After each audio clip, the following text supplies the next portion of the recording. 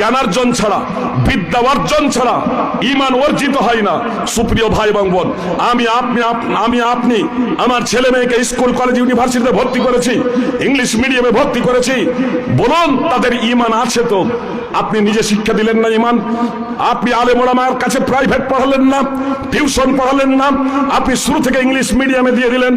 আমি ইংরেজি পড়াতে নিষেধ করছি না, আমি আপনার স্কুল কলেজ ইউনিভার্সিটিতে পড়াতে নিষেধ করছি না, কিন্তু আপনাকে ইসলামের যে মৌলিক জ্ঞান প্রাথমিক পর্যায়ে তা দিতেই হবে। সুপ্রিয় ভাই এবং বোন, কিছুটা হলেও জামিয়া আল ফুরকান সেই শূন্যতা পূরণ করতে চলেছে, আলহামদুলিল্লাহ। সুপ্রিয় ভাই এবং বোন, দ্বিতীয় বিষয় ছিল আপনার সদাচরণ, সৎকর্ম। সৎকর্ম দুটো ভাগে বিভক্ত, দুটো শ্রেণীতে বিভক্ত। আল্লাহর হক বান্দার উপরে, যেমন নামাজ, রোজা, হজ ইত্যাদি। মুআজ বিন জাবালকে রাসূলুল্লাহ সাল্লাল্লাহু আলাইহি সাল্লাম একদা বলেছিলেন, আল্লাহর হক বান্দার উপরে কি আছে জানো? তখন মুআজ বিন জাবাল বলেছিলেন, আল্লাহ এবং তার রাসূল সাল্লাল্লাহু আলাইহি সাল্লাম সব থেকে বেশি জানেন। মুহাম্মদ সাল্লাল্লাহু আলাইহি সাল্লাম বলেছিলেন, হাক্কুল্লাহি আলা ইবাদিহি আন ইয়াবুদুহু ওয়া লা ইউশরিকু বিহি শাইয়্যা। আল্লাহর হক তার বান্দাদের উপরে এই যে একমাত্র আল্লাহরই দাসত্ব করবে, আল্লাহরই ইবাদত করবে, তার সাথে কোনো কিছুকে শরীক করবে না। এটা হচ্ছে আল্লাহর হক বান্দাদের উপরে। আর আমাদের হক, এ প্রসঙ্গে দীর্ঘ আলোচনা আছে, একটি হাদিস বলে আমার কথা ইতি করে দিচ্ছি। সুপ্রিয় ভাই এবং বোন, এটা শাবান মাস চলছে। এই শাবান মাসে আমল আল্লাহ তাআলার কাছে পেশ করা হয়। যেমন সোমবার এবং বৃহস্পতিবার, প্রত্যেক সোমবার এবং বৃহস্পতিবার আল্লাহ তাআলার কাছে আমল পেশ করা হয়। সুতরাং রাসূল সাল্লাল্লাহু আলাইহি সাল্লাম সোমবার এবং বৃহস্পতিবার প্রসঙ্গে বলেছেন, সহিহ মুসলিমের হাদিস, যে সোমবার এবং বৃহস্পতিবার জান্নাতের দরজাসমূহ খুলে দেওয়া হয়। একটি বর্ণনা আছে, আমল সমূহ পেশ করা হয়, আর প্রত্যেক এমন বান্দাকে ক্ষমা করে দেওয়া হয় যারা আল্লাহর সাথে কোনো কিছুকে শরীক করে না, যারা শিরক মুক্ত জীবন গড়ে। এই ধরনের ব্যক্তিদেরকে আল্লাহ তাআলা ক্ষমা করে দেন। তবে এমন দুই ব্যক্তিকে ক্ষমা করেন না, যাদের মাঝে শত্রুতা আছে। কথা শেষ করছি, কথা মনোযোগ দিয়ে শুনুন। সুপ্রিয় ভাই এবং বোন, শিরক আমাদের সমাজ থেকে উৎখাত করতে হবে। আমার আপনার ঘরে বেনামাজি আছে, শিরকে জর্জরিত আমার আপনার পরিবার। সুপ্রিয় ভাই এবং বোন, এই শিরকের মূলোৎপাটন করতে হবে যদি আমরা ক্ষমা পেতে চাই। সুপ্রিয় ভাই এবং বোন, আমরা নামাজি, আমরা একত্রে বিশ্বাসী, আমরা তাওহীদপন্থী, তারপরেও আল্লাহর এই ক্ষমা থেকে বঞ্চিত হতে পারি এই কারণে যে আপোষে যদি আমাদের শত্রুতা থাকে, দুশ্মনী থাকে। সুপ্রিয় ভাই এবং বোন, কথা মনোযোগ দিয়ে শুনুন। আজকে এখান থেকে এই নিয়াতেই উঠবেন। এই হাদিসের তাৎপর্য আপনাদের বলি, দুইজন ব্যক্তির মাঝে যদি শত্রুতা থাকে, তাদেরকে ক্ষমা করা হয় না। বলা হয়, আনদিরু হাদাইনা হাত্তা ইয়াস্তালিহা, আনদিরু হাদাইনা হাত্তা ইয়াস্তালিহা, আনদিরু হাদাইনা হাত্তা ইয়াস্তালিহা। এদের দুজনকে অবকাশ দাও ততক্ষণ পর্যন্ত, যতক্ষণ না তারা আপোষ মীমাংসা করে নাই। এদের দুজনকে সুযোগ দাও ততক্ষণ পর্যন্ত, যতক্ষণ না নিজেরা নিজেদের সংস্কার এবং সংশোধন করে নেয়। স্বামী স্ত্রীর মাঝে যদি মনোমালিন্য থেকে থাকে, যে বাপ বেটার মধ্যে যদি মনোমালিন্য থেকে থাকে, শ্বশুর জামাইয়ের মধ্যে, শাশুড়ি বইয়ের মধ্যে, যায় ননদে, পাড়া প্রতিবেশীতে যদি আমাদের শত্রুতা, হিংসা, বিদ্বেষ থাকে, সুপ্রিয় ভাই এবং বোন, মুসলিম একত্রে বিশ্বাসী হওয়া সত্ত্বেও আল্লাহ তাআলা ক্ষমা করবেন না। এজন্য আজকে আমরা নিজেদের সংস্কার এবং সংশোধন করে নেব, আজকেই আমরা এক হয়ে যাব। সুপ্রিয় ভাই এবং বোন, আল্লাহ তাআলা আমাদের প্রত্যেকেই প্রকৃত অর্থেই ঈমানদার এবং সৎকর্মশীল হওয়ার তৌফিক দান করেন। আমরা যদি এই দুটো গুণ যদি অর্জন করতে পারি, তাহলে আমরা হব সর্বোৎকৃষ্ট সৃষ্টি। আল্লাহ তাআলা আমাদের প্রত্যেকে পবিত্র কোরআন ও সুন্নাহ অনুযায়ী জীবনযাপন করার তৌফিক দান করেন, আমিন। ওহী, এর মাঝে বিন্দু মাত্র ভেজাল নাই, এর মধ্যে বিন্দু মাত্র সন্দেহের অবকাশ নেই। এজন্য আমি পার্থিব বলেছি। আপনার যাকে আমরা আধুনিক বলি দুনিয়াবী শিক্ষা, এ দুনিয়াবী শিক্ষা মূলত পার্থিব শিক্ষা। এ শিক্ষারও মাহাত্ম্য এবং মর্যাদা রয়েছে, যে কারণে আল্লাহ তাআলা আদম আলাইহিস সালামকে এই দুনিয়াবী শিক্ষা দিয়ে সৃষ্টির শ্রেষ্ঠত্বের আসরে বসিয়েছেন। আর সকল নবীর সম্রাট সমগ্র মানব জাতির সম্রাট তথা সর্বশেষ রাসূল মহাত্মা মহাপুরুষ মুহাম্মদ সাল্লাল্লাহু আলাইহি সাল্লামের উপরে সর্বপ্রথম যে ওহী অবতীর্ণ করেছেন সূরা আলাকের প্রথম 5টি আয়াত। আর সেই প্রথম আয়াতেই ইকরা বিসমি রাব্বিকাল্লাযী খলাক বলে আল্লাহ তাআলা ওহীর মাহাত্ম্য এবং মর্যাদা বর্ণনা করে দিয়েছেন। আলহামদুলিল্লাহ, জামিয়া আল ফুরকানে এই ওহীর জ্ঞান এবং পার্থিব শিক্ষা তথা দুনিয়াবী শিক্ষা, এই উভয় শিক্ষার মাধ্যমে বাতি জ্বেলেছেন আমাদের ভাই মুতাআল্লিম আল মাদানী হাফিজাহুল্লাহ। আর এই শিক্ষা গ্রহণের জন্য আর ওই পিছিয়ে পড়া অর্থনৈতিক দিক থেকে যারা দুর্বল শুধু তারাই মাদ্রাসায় এবার পড়তে আসবে এমনটি নয়। আপনার মধ্যবিত্ত এবং শিল্পপতি কোটিপতির সন্তানেরা এই প্রতিষ্ঠানে ওদের ভবিষ্যতে পড়তে আসবে ইনশাআল্লাহ। তার কারণ এই প্রতিষ্ঠান এমন এক প্রতিষ্ঠান যে প্রতিষ্ঠানে দুনিয়াবী শিক্ষার সাথে সাথে দ্বীনি শিক্ষা এটা দেওয়া হয়। আলহামদুলিল্লাহ, সুপ্রিয় ভাই এবং টাইমকে সামনে রেখে আমি খুব সাধারণভাবে আপনাদের সামনে কয়েকটি কথা বলবো, কথাগুলো একটু মনোযোগ দিয়ে শুনবেন। মুসলিম হন আর অমুসলিম হন, জি এক সময় অমুসলিমরাও রাজা রামমোহন রায় সহ অনেকেই মাদ্রাসাতে লেখাপড়া করেছিলেন। কেন মাদ্রাসায় লেখাপড়া করেছিলেন? ভাষা শিখার জন্য। তখন মুসলিম জাতি একটা অন্য অবস্থায় অবস্থান করছিল। আমরা মুসলিম জাতি শিক্ষাকে দুটো ভাগে এমন ভাবে বিভাজন করে দিয়েছি যে ধর্মীয় শিক্ষা এবং দুনিয়াবী শিক্ষা যেন পরস্পর বিরোধী, একে অপরের সাথে কোনো প্রকারের সামঞ্জস্যতা নেই, সম্পর্ক নেই। আর এজন্য ধর্মীয় শিক্ষা ভিখারি বিদ্যায় আজ পরিণত হয়েছে মুসলিমদের কাছে। মানে আমাদের আমলের দ্বারা, আমাদের আকীদা বিশ্বাসের দ্বারা, আমাদের কর্মের দ্বারা যাদের ঘরে খাবার নেই একমাত্র তারা মাদ্রাসায় পড়তে দেবে, দ্বীনি শিক্ষা ধর্মীয় শিক্ষা ছেলে মেয়েদের শিখতে দেবে। যে আমার ব্যাপারও এ কথাটাই আমার এক সম্বন্ধিত দাদি ব্যক্ত করেছিলেন যে ভিখারি বিদ্যা কেন শিখতে দেওয়া হবে এই ছেলেটাকে? ঘরে কি খাবার নেই? ভিখারি বিদ্যা শিখবে তারা যাদের ঘরে খাবার নেই। আমার আব্বাকে বলেছিলেন সম্বন্ধিত আমার এক দাদি, সুপ্রিয় ভাই এবং বোন। এটা বাস্তবে আমাদের এটাই যে মাদ্রাসায় পড়বে কারা, কোরআন সুন্নাহর জ্ঞান অর্জন করবে কারা, যারা একেবারে অর্থনৈতিক দিক থেকে একেবারে নিম্ন পর্যায়ের, যারা কানা খোড়া ন্যাংড়া, যাদের ঘরে সাধারণত খাবার নেই, এই ধরনের পরিবারের লোকেরা। আর যাদের একটু অবস্থা ভালো, মধ্যবিত্ত পরিবার বা যারা বড় লোক কোটিপতি, তারা মনে ভাবে যে আরবি শিক্ষার আমাদের প্রয়োজন নাই। যদি আমরা এই দুটো শিক্ষাকে পাশাপাশি নিয়ে যেতে পারতাম, ফজিলাতুল শেখ মুতাআল্লিম আল মাদানী হাফিজাহুল্লাহ যেমন জামিয়া আল ফুরকানের মাধ্যমে এই দুটো শিক্ষাকে এগিয়ে নিয়ে যাওয়ার জন্য যে প্রতিষ্ঠানের ভিত্তি স্থাপন করেছেন, তাহলে ইনশাআল্লাহ এই বিভাজনটা আমাদের জনগণের মন থেকে অনেক আগেই দূর হয়ে যেত। মুহাম্মদ সাল্লাল্লাহু আলাইহি সাল্লাম যায়েদ বিন সাবিতকে হিব্রু ভাষা শিখতে বললেন। কেন হিব্রু ভাষা শিখতে বললেন? সুপ্রিয় ভাই এবং বোন, সূরা তিরমিজি হাদিস নম্বর 23,715 এবং সহিহ বুখারী হাদিস নম্বর 7195 হিব্রু ভাষা শিখতে বললেন কেন? এই হাদিস সুনানে আবি দাউদ, মুসনাদ আহমদে রয়েছে।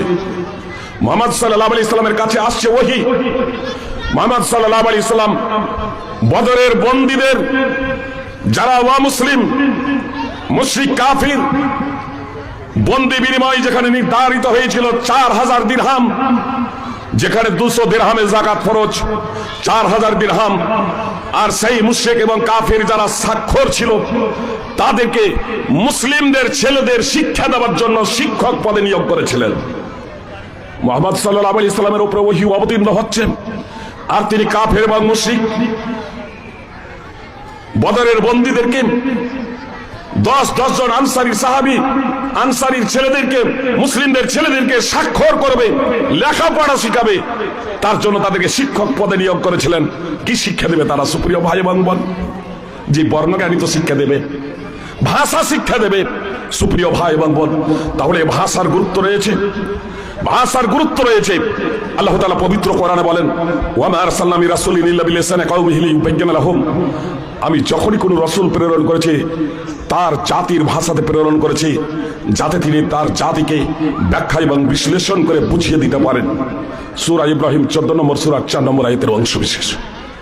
পবিত্র কোরআন এজন্যই আরবিতে অবতীর্ণ হয়েছে যে মুহাম্মদ সাল্লাল্লাহু আলাইহি সাল্লাম আরবিয়ান ছিলেন, তার প্রথম সম্বোধিত ব্যক্তি আরবিয়ান ছিলেন। মুহাম্মদ সাল্লাল্লাহু আলাইহি সাল্লাম যদি বাংলার মাটিতে প্রেরিত হতেন, বাংলার মাটিতে জন্মগ্রহণ করতেন, তবে পবিত্র কোরআন আর আরবিতে হতো না, তখন বাংলাই হতো। আর পবিত্র কোরআন বাংলাই হলে তখন ইসলাম শব্দটাও থাকতো না, মুসলিম শব্দটাও থাকতো না, মুসলমান শব্দটাও থাকতো না। সুপ্রিয় ভাই এবং বোন, আরবি শব্দ হচ্ছে ইসলাম, ইসলাম শব্দের ব্যুৎপত্তি শব্দ হলো মুসলিম। আর হিন্দি ও উর্দুতে বলা হয় মুসলমান, ফার্সিতে বলা হয় মুসলমান। ইসলামের আবিধানিক অর্থ হলো আত্মসমর্পণ করা, পারিভাষিক অর্থে বিশ্ববিধাতা, নিখিল জগতের নিয়ন্তা, সার্বভৌম ক্ষমতার অধিকারী একমাত্র মহান আল্লাহ তাআলার নিকটে আত্মসমর্পণ করাকে ইসলাম বলে। আর যে বিশ্ববিধাতার কাছে আত্মসমর্পণ করে তাকে মুসলমান বলে। সুপ্রিয় ভাই এবং বোন, মুসলিম বা মুসলমান এটা সত্তাগত নাম নয়, এটা গুণগত নাম। কথা একটু মনোযোগ দিয়ে শুনবেন। যে সমস্ত মুসলিম ভাইয়েরা লাইভে আছেন তারাও কথা একটু মনোযোগ দিয়ে শুনবেন। নামের কারণে, জন্মগত কারণে, রূপ সৌন্দর্যের মাধ্যমে আমরা সবাই সমান, একে অপরের থেকে কেউ শ্রেষ্ঠতর উৎকৃষ্টতর নয়। সুপ্রিয় ভাই এবং বোন, আজকে ব্যাখ্যা বিশ্লেষণে যাচ্ছি না, এ প্রসঙ্গে পবিত্র কোরআন এবং হাদিসে অনেক দলিল রয়েছে। আমি শুধু আপনাদের এতটুকু বলতে চাই যে নামের কারণে রূপ লাবণ্যের মাধ্যমে, রূপ সৌন্দর্যের মাধ্যমে একে অপরের থেকে শ্রেষ্ঠতর আমরা নয়। আমরা আকীদাগত কারণে, বিশ্বাসগত কারণে, আচার ব্যবহারের কারণে, কর্মগত কারণে, আমলগত দিক থেকে আমরা একে অপরের থেকে শ্রেষ্ঠতর, আমরা একে অপরের থেকে শ্রেষ্ঠতর। আবার এই আমলগত কারণে, আকীদাগত কারণে, বিশ্বাসগত কারণে, আচার ব্যবহারের কারণে সৃষ্টির যারা মুসলমান আছেন তারাও কথা মনোযোগ দিয়ে শুনুন, অমুসলমানরাও কথা মনোযোগ দিয়ে শুনুন। সুপ্রিয় ভাই এবং বোন, আমরা সাধারণত মুসলিম ঘরে জন্মগ্রহণ করেছি, আমরা নিজেদের মুসলমান ভাবি, আর অমুসলিমরাও আমাদেরকে মুসলমান ভাবে, কিন্তু ইসলাম তা বলেন না, আল্লাহ তাআলা তা বলেন না। বরং আকীদা এবং বিশ্বাসগত কারণে আল্লাহ তাআলা সমগ্র মানব জাতিকে দুটি শ্রেণীতে বিভক্ত করেছেন। এক সর্বোৎকৃষ্ট সৃষ্টি আর নিকৃষ্ট সৃষ্টি। আল্লাহ তাআলা বলেন, ইন্নাল্লাযীনা কাফারু মিন আহলিল কিতাবি ওয়াল মুশরিকিনা ফি নারি জাহান্নামা খালিদিনা ফিহা উলাইকা হুম শাররুল বারিয়াহ। নিশ্চয়ই যারা প্রাণী নয়, সুপ্রিয় ভাই এবং বোন, যে মহান আল্লাহ তাআলা আমাকে আপনাকে সৃষ্টি করেছেন, সেই মহান আল্লাহ তাআলা বলছেন যারা কুফরি করেছে, যারা শিরক করেছে, যারা কুফরি করেছে, অর্থাৎ এক আল্লাহ তাআলার অস্তিত্বকে স্বীকার করে না, দুই আল্লাহ তাআলার অস্তিত্বকে স্বীকার তো করে কিন্তু মুহাম্মদ সাল্লাল্লাহু আলাইহি সাল্লামকে সর্বশেষ রাসূল হিসেবে মেনে নেয় না। নম্বর তিন, এক আল্লাহ তাআলার অস্তিত্বকে স্বীকার করে, মুহাম্মদ সাল্লাল্লাহু আলাইহি সাল্লামকে নবী সর্বশেষ রাসূল হিসেবে মেনেও নেয়, কিন্তু সাথে সাথে তারা শিরক করে। তো এই দুই শ্রেণীর, এই তিন শ্রেণীর মানুষই এখানে আল্লাহ তাআলা এদেরকে একটা শ্রেণী বলে উল্লেখ করেছেন যে এরা হচ্ছে সৃষ্টির নিকৃষ্ট, অর্থাৎ কাফের, মুশরিক, নাস্তিক, যারা আল্লাহ তাআলার অস্তিত্বকে স্বীকার করে আনুগত্য করে না, এক অদ্বিতীয় হিসেবে মেনে নেই না। সুপ্রিয় ভাই এবং বোন, অমুসলিম যেহেতু ভাইরাদের আমি সম্বোধন করেছি, আপনারাও কথা খুব মনোযোগ দিয়ে শুনুন। কেউ বলতে পারেন যে তাহলে তো এটা সংকীর্ণ চিন্তা ভাবনার পরিচয় দেওয়া হচ্ছে, তার কারণ আপনি অন্যান্য ধর্মকে আপনি স্বীকৃতি প্রদান করছেন না। সুপ্রিয় ভাই এবং বোন, আসলে পৃথিবীতে যত ধর্ম আছে, ইসলাম ছাড়া সমস্ত ধর্ম হচ্ছে মানব রচিত ধর্ম। জি, আদম আলাইহিস সালাম থেকে আদি পিতা যতগুলো নবী এই পৃথিবীর মাটিতে এসেছিলেন, সকলেই ইসলামের প্রচার এবং প্রসার করেছিলেন। ইব্রাহিম আলাইহিস সালামকে খ্রিস্টানেরাও রাসূল হিসেবে স্বীকৃতি প্রদান করে, ইহুদিরাও রাসূল হিসেবে স্বীকৃতি প্রদান করে, মুসলমানরাও রাসূল হিসেবে স্বীকৃতি প্রদান করে। এর তাৎপর্য হলো যে পৃথিবীর সিংহভাগ মানুষ ইব্রাহিম আলাইহিস সালামকে রাসূল বলে স্বীকৃতি প্রদান করে। কিন্তু ইহুদিরা বলে যে ইব্রাহিম আলাইহিস সালাম ইহুদি ছিলেন, খ্রিস্টানেরা বলে ইব্রাহিম আলাইহিস সালাম খ্রিস্টান ছিলেন। আল্লাহ তাআলা তাদের দাবিকে খণ্ডন করত পবিত্র কোরআনে আয়াত অবতীর্ণ করেছেন, মা কানা ইব্রাহিম ইয়াহুদিয়্যা ওয়ালা নাসরানিয়্যা ওয়ালাকিন কানা হানিফাম মুসলিমা ওয়া মা কানা মিনাল মুশরিকিন। ইব্রাহিম আলাইহিস সালাম ইহুদি ছিল না, খ্রিস্টানও ছিল না, সে একনিষ্ঠ মুসলিম ছিল, সে মুশরিকদের অন্তর্ভুক্ত ছিল না। সূরা আলে ইমরান 3 নম্বর সূরা 67 নম্বর আয়াত। এত দ্বারা স্পষ্ট হয়ে গেল যে ইব্রাহিম আলাইহিস সালাম ইহুদি ছিলেন না, খ্রিস্টান ছিলেন না, মুশরিকও ছিলেন না, তিনি ছিলেন একনিষ্ঠ মুসলিম। সুপ্রিয় ভাই এবং বোন, তাহলে আকীদাগত কারণে এবং কর্মগত কারণে মানুষ সৃষ্টির নিকৃষ্ট। আরো স্পষ্টভাবে বলি, কোন খ্রিস্টান বা কোন ইহুদি যদি আমাকে বলে, কোন ইহুদি অথবা কোন খ্রিস্টান যদি আমাকে বলেন যে আমরা মুহাম্মদ সাল্লাল্লাহু আলাইহি সাল্লামকে নবী এবং রাসূল হিসেবে মানি না, আর আমি যদি তাদের জবাবে বলি তাহলে আপনারা যে ঈসা আলাইহিস সালামকে নবী বলে স্বীকৃতি প্রদান করেন, ইহুদিদের বলি আপনারা যে মুসা আলাইহিস সালামকে নবী বলে স্বীকৃতি প্রদান করেন, তাহলে আমিও তাদেরকে নবী এবং রাসূল বলে মানি না। তাহলে তারা যেমন কাফের, সৃষ্টির নিকৃষ্ট, আমিও তেমনই কাফের হব, সৃষ্টির নিকৃষ্ট বিশ্ববিধাতা আল্লাহ তাআলার নিকটে। আর এজন্য আমরা মুসলিম যারা জি আকীদাগত কারণে, বিশ্বাসগত কারণে সমস্ত নবী রাসূলের প্রতি আমরা ঈমান আনয়ন করেছি। আর এজন্য এ কথাও দ্ব্যর্থহীন ভাবে বলি, শ্রীকৃষ্ণ এবং শ্রীরাম যদি আপন যুগে নবী ছিলেন তাহলে তারা সৎ চরিত্রের অধিকারী ছিলেন। সুতরাং মহাভারতে 3 এবং শিবপুরাণে 3 করে যে বলা হয়েছে যে শ্রীকৃষ্ণ 16,000 গোপিনীদের নিয়ে রঙ্গলীলা করেছিলেন, আমরা মুসলিম হিসেবে দ্ব্যর্থহীন ভাবে একথা ঘোষণা করি, যদি তারা নবী ছিলেন তাহলে সৎ চরিত্রের অধিকারী ছিলেন। তার নামে এটা মিথ্যা অপবাদ, তার নামে এটা মিথ্যা অপবাদ। সুপ্রিয় ভাই এবং বোন, এজন্য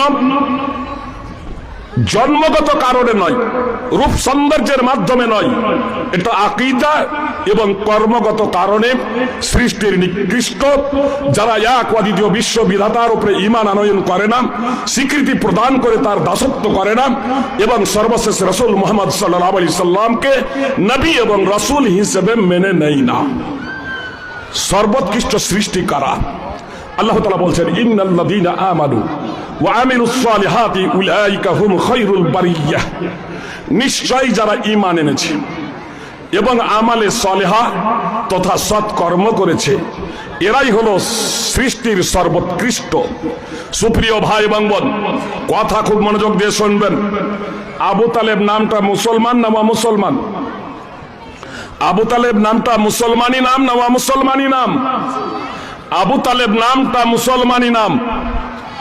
জি, আমার ওস্তাদে মুহতারাম আব্দুল হামিদ আল ফাইদি হাফেজাহুল্লাহর একটি ছেলে আমার ক্লাস ফেলো আবু তালেব। আবার মুহাম্মদ সাল্লাল্লাহু আলাইহি সাল্লামের আপন চাচা, যে আজীবন মুহাম্মদ সাল্লাল্লাহু আলাইহি সাল্লামের সাহায্য সহযোগিতা করেছিল, তারও নাম হচ্ছে আবু তালেব। কিন্তু একজন হলো মুসলমান, আমার ক্লাস ফেলো হচ্ছে মুসলমান, আর মুহাম্মদ সাল্লাল্লাহু আলাইহি সাল্লামের আপন চাচা হচ্ছে কাফের। কেন সুপ্রিয় ভাই এবং বোন? নামটা তো মুসলমান। মুসলিম এবং অমুসলিম সকলেই কথা খুব মনোযোগ দিয়ে শুনুন, সময় নেই বিস্তারিত আলোচনা করার। সুপ্রিয় ভাই এবং বোন, আজকে বিভিন্ন জায়গায় আপনার বিস্ফোরণ হচ্ছে, বিভিন্ন জায়গায় আপনার গন্ডগোল হচ্ছে, আর সেই বিস্ফোরণ এবং গন্ডগোলের জন্য মুসলিম যুবকদেরকে টার্গেট বানানো হচ্ছে। আসলেই কি এই মুসলিমরা এগুলো করে? সুপ্রিয় ভাই এবং বোন, কোন নামধারী মুসলমান তো সেটা করতে পারে, সেটা স্বতন্ত্র ব্যাপার, যে নামটা তার মুসলমান এই ধরনের কোন ব্যক্তি করতে পারে, কিন্তু বাস্তবে আসলে তার সাথে ইসলামের কোনো সম্পর্ক নেই। সুপ্রিয় ভাই এবং বোন, আসলে অনেক সময় এগুলো আসলে মুসলমান করে এমনটি না। সুপ্রিয় ভাই এবং বোন, এই মুসলমান করে এমনটি না, বরং এই কাণ্ডগুলো মুসলিমরা মুসলিম সেজে করে। এর অনেকগুলো প্রমাণ আছে, কিন্তু সবাই নেই, সেই দিকে আর এগিয়ে যাচ্ছি না। আপনার কয়েকদিন হলো, আপনার 8 তারিখে, বিগত 8 তারিখে আপনার মুর্শিদাবাদের কাসিম বাজারে একজন তাপস মণ্ডল, একজন হিন্দু, কালী মূর্তিতে লাথি মেরে ভেঙে দিল। ধরা পড়লো বলে তাপস মণ্ডল হিন্দু হলো। তারও কয়েকদিন আগে নদিয়াতে আপনার সরস্বতী মূর্তি ভাঙলো 4 জন মিলে, সেই 4 জন হিন্দু ক্যামেরা বন্দী হলো। ধরা পড়লো বলে আপনার হলো হিন্দু। আপনার কলকাতায় গোলা বারুদ, পেস্তুল সহ আপনার 5 জন যুবক অ্যারেস্ট হলো। প্রত্যেকের মুখে হালকা দাড়ি, ছবি দেখলে মনে হবে এরা মুসলমান। সবগুলোই আপনার উত্তর প্রদেশের উচ্চ শিক্ষিত। ধরা পড়লো বলে হলো হিন্দু। যদি ধরা না পড়তো, আপনার মন্দিরে গিয়ে, মসজিদে গিয়ে আপনার বিশৃঙ্খলা সৃষ্টি, মন্দিরে গিয়ে বিশৃঙ্খলা সৃষ্টি, ট্রেনে বিশৃঙ্খলা সৃষ্টি, এগুলো করছে কারা? এক শ্রেণীর মানুষ। সুপ্রিয় ভাই এবং বোন, আমি আপনাদের বলতে চাই, এজন্য আমাদের মুসলিম এবং অমুসলিম প্রত্যেকেই সচেতন থাকতে হবে। যারা আমরা শান্তিতে বসবাস করতে চাই, আলহামদুলিল্লাহ আপনাদের সচেতনতার কারণে মুসলিম এবং অনেক অমুসলিম শান্তিপ্রিয় যারা চাই শান্তিতে বসবাস করতে, তাদের সচেতনতার কারণে এই সব কাণ্ডগুলো ফাঁস হয়ে গেছে। মুসলিম যুবক তথা দরিদ্র, নিম্ন বর্ণের, দলিত, আদিবাসী, এরা আপনার তাদের ষড়যন্ত্র থেকে রক্ষা পেয়েছে। সুপ্রিয় ভাই এবং বোন, টাইম যেহেতু শেষ, কথার আগে বাড়াচ্ছি না, শুধু দুটো পয়েন্ট 2-4 মিনিটের মধ্যে কথা আমি বলে ইতি করে দিচ্ছি। সর্বোৎকৃষ্ট সৃষ্টি কারা? আল্লাহ বলছেন, নিশ্চয়ই যারা ঈমান এনেছে এবং সৎ কর্ম করেছে, এরাই হলো সর্বোৎকৃষ্ট। সুপ্রিয় ভাই এবং বোন, ঈমানদার কোনো ব্যক্তি হতে পারে না। জেনে রাখবেন, সাবালক সাবালিকা হয়ে যাওয়ার পরে, বালেক বালেগা হয়ে যাওয়ার পরে আপনি আমরা ইসলাম থেকে বের হয়ে যাব, আমাদের ঈমান এবং ইসলাম টুটে যাবে। নামাকেদুল ইসলামে 10টি ঈমান বিধ্বংসী বিষয় যা উল্লেখ করা হয়েছে। 10ম নম্বর হলো আল ইরাদা আন দীনিল্লাহ ওয়া হুয়া লা ইয়াতাআল্লামুহু ওয়া হুয়া লা ইয়াতাআল্লামুহু ওয়া লা ইয়ামালু বিহি। যার নির্যাস হলো যে ঈমানদার কোনো ব্যক্তি থাকতে পারে না, ঈমানদার কোনো ব্যক্তি হতে পারে না যতক্ষণ না সেই ব্যক্তি ঈমান সম্পর্কে জ্ঞান অর্জন করবে, আল্লাহকে সে সম্পর্কে জানবে, দ্বীনে ইসলাম কি সে সম্পর্কে জ্ঞান অর্জন করবে, মুহাম্মদ সাল্লাল্লাহু আলাইহি ইসলামকে সে সম্পর্কে জ্ঞান অর্জন করবে। সুপ্রিয় ভাই এবং বোন, আর এই ঈমান অর্জন করার জন্য দুটো মাধ্যম আল্লাহ স্বয়ং ওহী মারফতে জানাবেন। জেনে রাখুন, মুহাম্মদ সাল্লাল্লাহু আলাইহি ইসলাম সর্বশেষ রাসূল। কোন মানুষ জন্মগ্রহণ করবে, আমরা জন্মগ্রহণ করেছি, আল্লাহ আমাদের কাছে ওহী প্রেরণ করবেন না, জিবরিল আলাইহিস সালাম ওহী নিয়ে আসবেন না, তাহলে এটা বন্ধ আমাদের জন্য। সুপ্রিয় ভাই এবং বোন, দ্বিতীয় মাধ্যম হচ্ছে জ্ঞানার্জন করা। হাফেজ ইমাদউদ্দিন ইবনে কাসির রাহিমাহুল্লাহ বলছেন, সূরা আসরের ইল্লাল্লাযীনা আমানু এর তাফসীর করতে গিয়ে লা ইয়াকুনুল ঈমানু বিদুনিল ইলম। আসসালামু আলাইকুম। নিয়মিত ইসলামিক ভিডিও পেতে সাবস্ক্রাইব করুন আমাদের ইসলামকে জানার চ্যানেলটি, আর ভিডিওগুলো ফেসবুক বা যে কোনো জায়গায় শেয়ার করে ছড়িয়ে দিন ইসলামের সশত বাণী।